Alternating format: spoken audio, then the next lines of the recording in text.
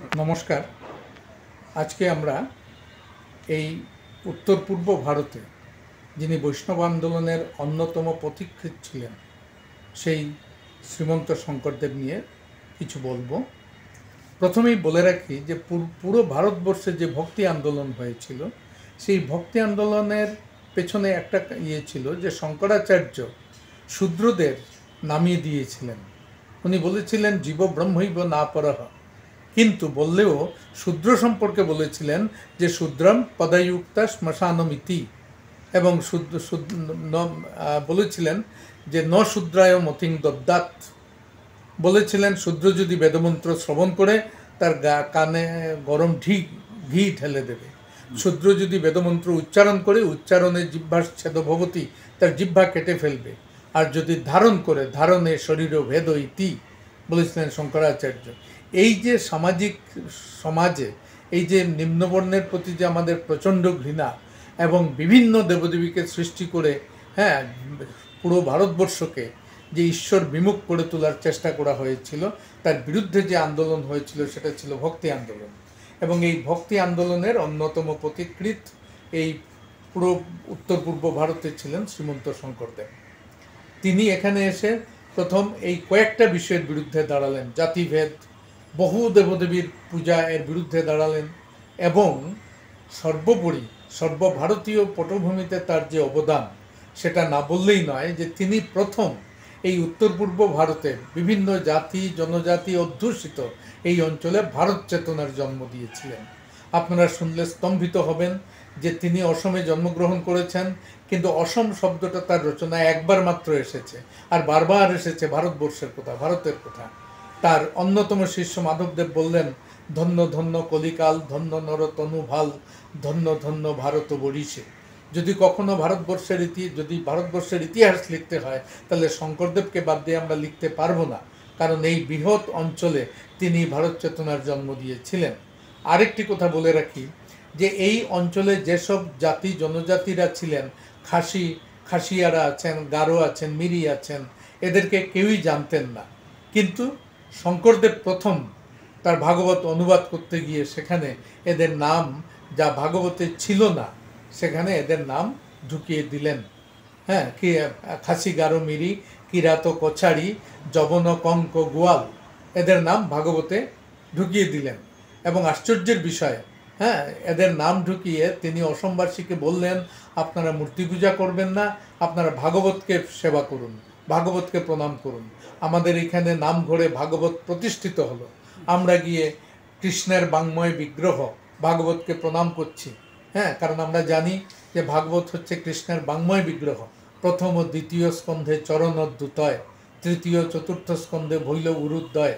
যে প্রথম দ্বিতীয় স্কন্ধ হচ্ছে কৃষ্ণের চরণ, তৃতীয় চতুর্থ হচ্ছে কৃষ্ণের উরু, ঠিক এইভাবে দ্বাদশ স্কন্ধ ভাগবত হচ্ছে কৃষ্ণের বাংময় বিগ্রহ। সেই বিগ্রহকে যখন আমরা প্রণাম করছি, আমরা একবারও ভাবছি না যে সেই বিগ্রহে শঙ্করদেব অলঙ্কার হিসেবে খাসি গারো মেরি কিরাত কছাড়িকে সাজিয়ে দিয়েছেন। আমরা কৃষ্ণকে প্রণাম করতে গিয়ে সেই কৃষ্ণের দেহে অলঙ্কার হিসাবে সাজানো খাসি গারো মেরিকেও প্রণাম করছি। এটা একটা মারাত্মক ঐতিহাসিক পদক্ষেপ নিয়েছিলেন শঙ্করদেব।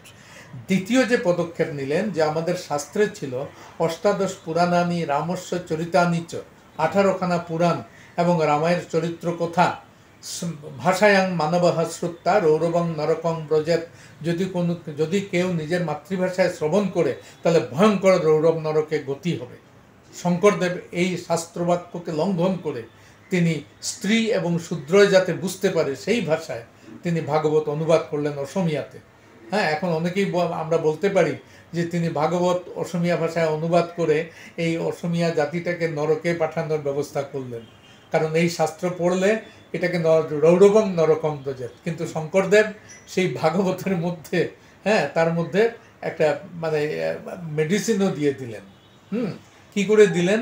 যে স্বয়ং শ্রীকৃষ্ণ বলেছেন, যত্র যত্র মহিপাল বৈষ্ণবী বর্ততে কথা, তত্র তত্র হরির ইয়াতি গৌরজতা সুতবৎসলা। যে যেখানেই বৈষ্ণব কথা আলোচনা হয় সেখানে স্বয়ং ভগবান সুতবৎসলা, বৎসের পশ্চাতে যেভাবে গাভী ছুটে যায়, ঠিক ভক্তের পশ্চাতে সেভাবে ভগবান ছুটে যান। এটা দিয়ে দিলেন, অসমীয়া ভাষায় সুন্দর অনুবাদ করলেন যে মাধবর নাম বৎস প্রায়োগ হইল, ভক্তে অঙ্কে লইয়া জানত, ভক্ত কোলায় নিয়ে যাচ্ছে, বেদর ঈশ্বর হরি ধেনু প্রায়, তারও পাছে পাছে ধান্ত। বেদের ঈশ্বর স্বয়ং ভগবান ভক্তের পেছনে পেছনে ছুটছেন। কাজেই ভাগবত মাতৃভাষায় শ্রবণ করে কেউ যদি নরকে যায় সে একা যাবে না, কারণ তার পেছনে পেছনে স্বয়ং ভগবান ছুটে যাবেন। আর যেখানে শ্রীকৃষ্ণ যাবেন ওটা নরক থাকবে না, ওটা বৈকুণ্ঠ হয়ে উঠবে। শঙ্করদেব সেই নরককেও বৈকুণ্ঠ বানিয়ে দিয়ে গেলেন। হ্যাঁ, যে এইভাবে সর্বভারতীয় ক্ষেত্রে শঙ্করদেবের এইসব অবদান আজকে পুরো ভারতবর্ষের স্মরণযোগ্য। দ্বিতীয়, তিনি জাতিভেদের বিরুদ্ধে দাঁড়ালেন। তিনি বললেন যে সেইটু চাণ্ডালোক গরিষ্ঠ মানি, যার জিহ্বাগ্রে শ্রবে হরিবাণী, যার জিহ্বায় হরিনাম উচ্চারিত হয় সে চণ্ডাল হলেও সে শ্রেষ্ঠতম। তিনি, আমরা জানি যে নারীকে আমরা আমাদের ভারতবর্ষে বেদের যুগে নারীরা ঋষি ছিলেন, সে মানে ঋগ্বেদে অনেক নারীর মন্ত্র আছে যারা সৃষ্টি করেছেন, সেই নারীকে আমরা নামিয়ে দিয়েছিলাম সমস্ত কিছু থেকে। শঙ্করদেব আবার সেই নারীকে তুলে ধরলেন, তাদের সম্মান দিলেন। হ্যাঁ, আমরা দেখলাম যে ভক্তি আন্দোলনের মধ্য দিয়ে পুরো ভারতবর্ষে নারী আবার সম্মানিত হলো। যিনি শ্রীকৃষ্ণ, যিনি সমস্ত বন্ধনের অতীত, তাকে এক নারী বন্ধন করছেন। এবং এটা শঙ্করদেব এই অসমীয়া ভাষায় এত সুন্দর করে দিয়েছেন যে একেবারে সাধারণ মানুষও কৃষ্ণের প্রতি আকৃষ্ট হবে। হ্যাঁ, তিনি বলেছেন যে কুকুর গর্ধব শৃগালর আত্মারাম, জানিয়া সবাক পড়ি করিবে প্রণাম। হ্যাঁ, এর মানে যে কুকুর গর্ধব শৃগাল সবাইকে দেখে প্রণাম করবে। এর মানে এই নয় যে আমি রাস্তা দিয়ে যেতে একটা কুকুরকে দেখে প্রণাম করব। এর মানে হচ্ছে যে একটা কুকুরের মধ্যে কৃষ্ণ আছেন, বিষ্ণু আছেন। একটা কুকুরকেও আমার শ্রদ্ধার চোখে দেখতে হবে, আমি কুকুরকে লাথি মারতে পারবো না। হ্যাঁ, সে কুকুর গর্ধব শৃগাল সবাইকে শ্রদ্ধার চোখে দেখব। ও সুতরাং সঙ্গে সঙ্গে সমস্ত মানুষের প্রতিও আমার শ্রদ্ধা ভাব জেগে উঠবে। এরপরে আরেকটা কথা, শ্রীমন্ত শঙ্করদেব তার এই ধর্ম সাধনার মধ্য দিয়ে তিনি দাস্য ভাবনাকে প্রাধান্য দিলেন, যে জীবে মাত্রই তার দাস। এই দাস্য ভাবনা, আমরা ভগবানের দাস, কিন্তু এর মধ্য দিয়ে একটা জিনিস হলো, সেটা কি নীতির প্রতিষ্ঠা হলো, নৈতিক জীবনের প্রতিষ্ঠা হলো। কারণ আমি ঈশ্বরের দাস, এবং আর যারা আছেন তখন সবাইকে আমি সম্মান দিতে শুরু করব। হ্যাঁ, যেমন শঙ্করদেব বলছেন, করা প্রভু দয়া জন্মে জন্মে হইব, তোমারও দাসরও দাস, আমি তোমার দাসের দাস হয়ে আসব। মানে সমস্ত মানবকুল হচ্ছে ঈশ্বরের দাস, আমি হচ্ছি তার দাস। এই যে বিনয়, এই যে শ্রদ্ধা, এটা কম কথা নয়। কারণ ঈশ্বর নয়, মানুষকেও আমরা শ্রদ্ধা করতে শিখেছি, আমরা কুকুর গর্ধবকে শ্রদ্ধা করতে শিখেছি। এটা শঙ্করদেবের অবদান, অন্যতম একটি অবদান।